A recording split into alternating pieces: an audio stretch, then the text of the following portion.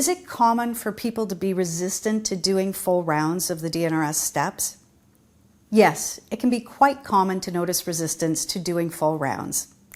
This can happen for a number of reasons, but the one that I'd really like to point out is that when you have limbic system impairment, you are stuck in a fight, flight, or freeze response. And your brain and body are accustomed to a specific neurochemical set point that is largely based on stress hormones. As you actually start to implement the program, you are changing your neurochemical signature.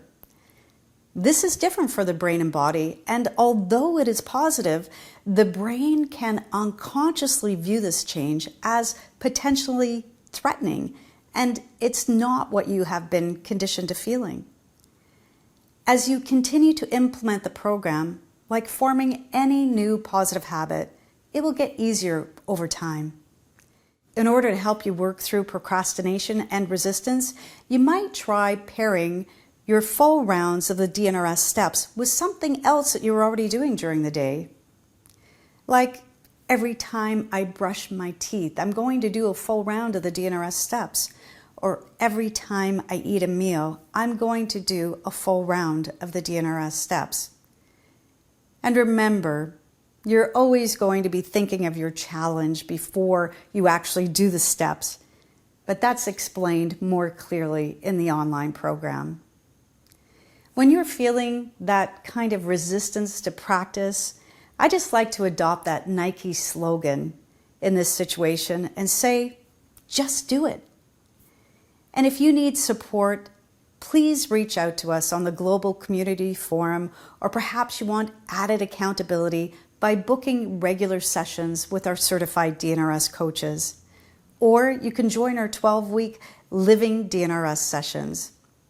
Know that we are here to support you every step of the way.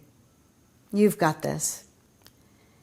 Another question is, with all of the negative news in the world today, how do you stay in a good headspace and keep applying the program? I know it can be really challenging to stay in a good headspace to keep applying the program with all of the negative news going on. That's why it's really important to look at what information you are feeding your mind and what you are focused on. One of the challenges with limbic system impairment is that the brain's negativity bias becomes exaggerated. I mean, we all naturally look for what's going wrong before we look at what's going right. And you can imagine that with a threat response gone rogue in the brain, that our negativity bias becomes very magnified, and we will tend to focus on that.